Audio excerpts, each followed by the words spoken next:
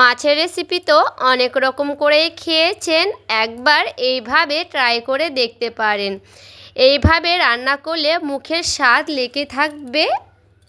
নমস্কার বন্ধুরা, অমৃতাদি কুকিং চ্যানেলে সবাইকে স্বাগত জানিয়ে আবারও হাজির হয়েছি।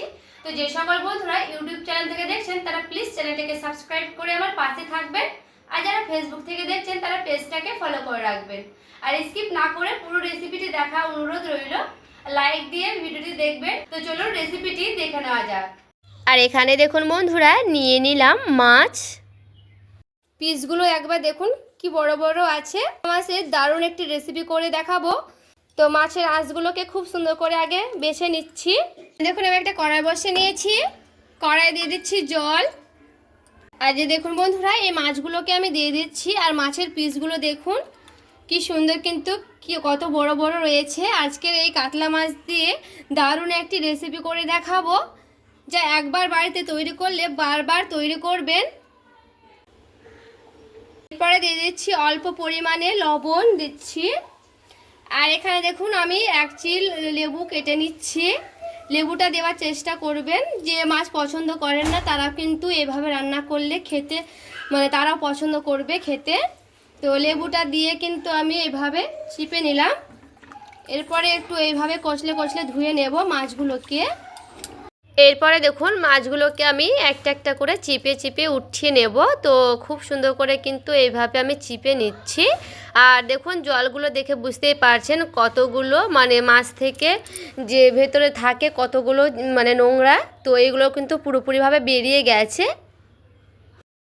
আর দেখুন মাছগুলো কিন্তু খুব ভালো মতো করে আমি ধুয়ে নিয়ে চলে এলাম। তো দিয়ে দিচ্ছি পরিমাণ মতো লবণ।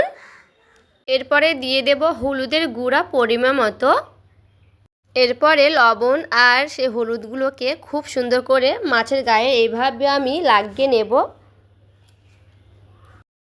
খুব সুন্দর করে কিন্তু লবণ আর হলুদটা লাগিয়ে নিয়েছি। তো চলুন এবার আমি ভেজেও নিচ্ছি।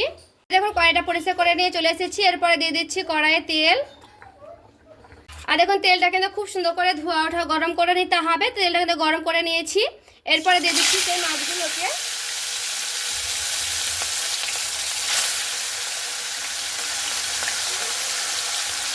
তো আমি এভাবে 3টে করে মাছ ভেজে নিচ্ছি। যেহেতু মাছগুলো বড় বড় আছে তার জন্য কিন্তু একসঙ্গে হবে না।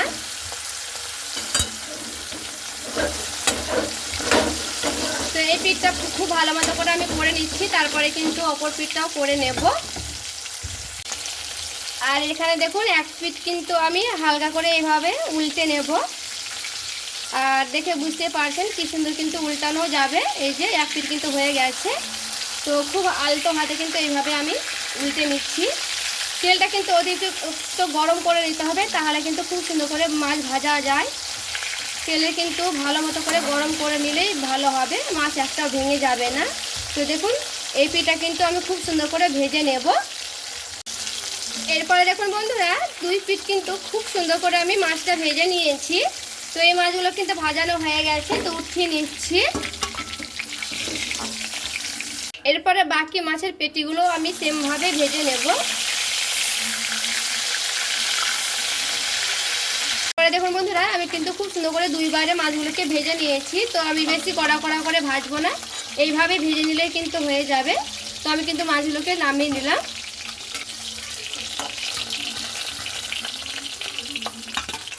এখানে দেখুন আমি আগে থেকে আলু কেটে রেখেছিলাম, এরপরে আলুটাকে দিয়ে দিচ্ছি। তো আলুটাকে আমি লাল লাল করে ভেজে নেব। এখানে আমি একটাই আলু দিচ্ছি, আপনারা কিন্তু বাড়িয়ে নিতে পারেন আর আলু নাও দিতে পারেন। আলুটাকে খুব সুন্দর করে লাল লাল করে কিন্তু ভেজে নিতে হবে। এরপর দেখুন আলুটাকে কিন্তু খুব লাল লাল করে ভেজে নিতে হবে। এরপরে আমি উঠিয়ে নিচ্ছি। দেখুন আমি মিক্সিং বোল নিয়েছি। তো মিক্সিং বোলে আমি আগে একটু গুঁড়ো করে নিয়েছিলাম, বাটিটাতে মশলা গুঁড়ো করেছি। তো সবার প্রথমে আমি এখানে দিয়ে দিচ্ছি পেঁয়াজ টুকরো, 2টো পেঁয়াজ নিয়েছি এখানে। তো আপনারা কিন্তু পেঁয়াজটা বাড়িয়ে কমিয়ে নেবেন।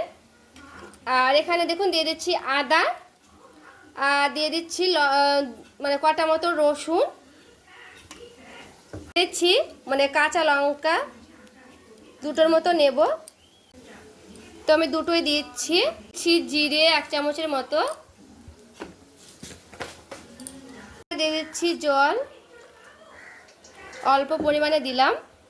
এরপরে খুব সুন্দর একটা মিহি পেস্ট করে নিয়ে চলে আসব। আর এখানে দেখুন খুব সুন্দর একটা পেস্ট করে নিয়ে চলে এসেছি। আবারও অল্প পরিমাণে দিয়ে দিচ্ছি তেল ওই কড়াইয়ে। ফোড়নের জন্য দিয়ে দিচ্ছি গোটা জিরে কটা। এখানে দেখুন অর্ধেকটা আমি শুকনো লঙ্কা দিয়ে দিলাম। এখানে দিয়ে দিচ্ছি ছোট ছোট তেজপাতা কটা। এরপরে সেই পেস্টগুলো দিয়ে দেব।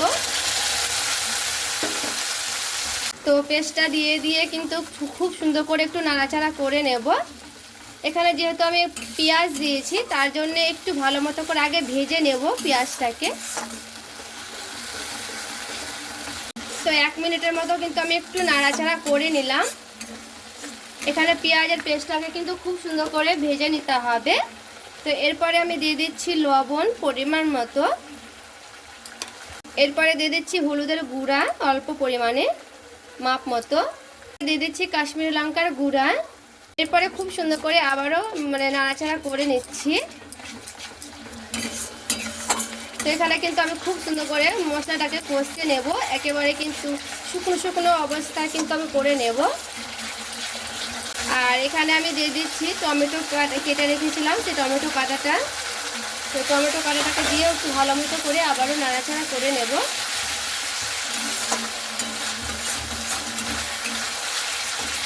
তো এখানে কিন্তু আমার পেঁয়াজটাকে খুব ভালো মতো করে কিন্তু কষতে হবে। এটা কিন্তু খুব সুন্দর করে কষিয়ে নেওয়ার চেষ্টা করবেন, না হলে কিন্তু খেতে একেবারে ভালো লাগবে না। তখন মাছগুলোই কিন্তু টেস্ট একেবারে হারিয়ে যাবে। মশলাটা খুব সুন্দর করে কষানোর চেষ্টা করবেন, এতে করে মাছের টেস্ট কিন্তু দুগুণ বেড়ে যাবে। আর এখানে দেখুন পেঁয়াজটা আমি পেঁয়াজ বাটাটাকে খুব সুন্দর করে মশলাটা কষাতে কষাতে টমেটোটা কিন্তু গলিয়ে নিয়েছি। আর এখানে আমার লাগবে টক দই।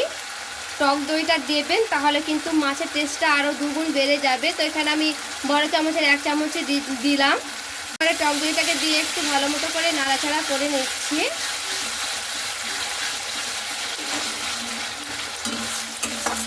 টক দইটা দেওয়ার কারণে কিন্তু স্বাদের আরও কিন্তু স্বাদ দ্বিগুণ হয়ে যাবে, খেতে দারুণ লাগবে। এইভাবে একবার হলো ট্রাই করবেন বন্ধুরা।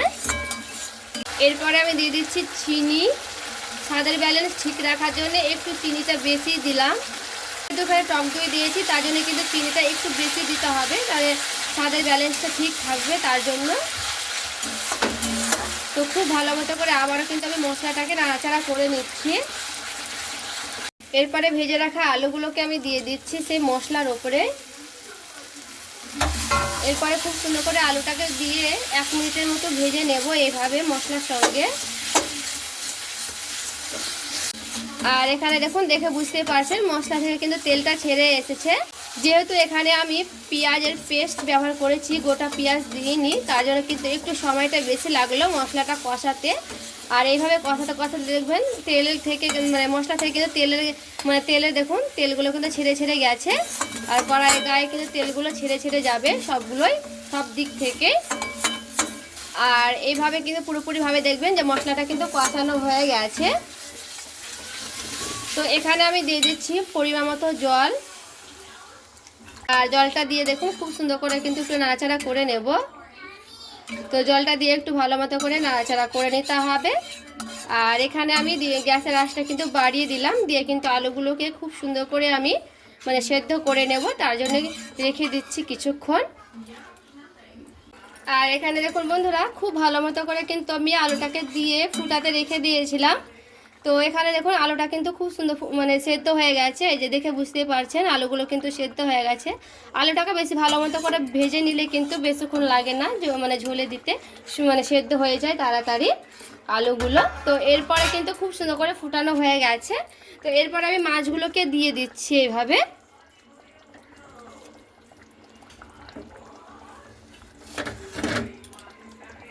এরপরে মাছগুলোকে দিয়ে খুব সুন্দর করে একটু এভাবে আমি নাড়াচাড়া করে নিচ্ছি। তো খুব ভালো মতো করে কিন্তু এভাবে একটু নাড়াচাড়া করে নিতে হবে মাছগুলোকে দিয়ে। তো আমি একটু ফুটিয়েও নেব মাছগুলোকে।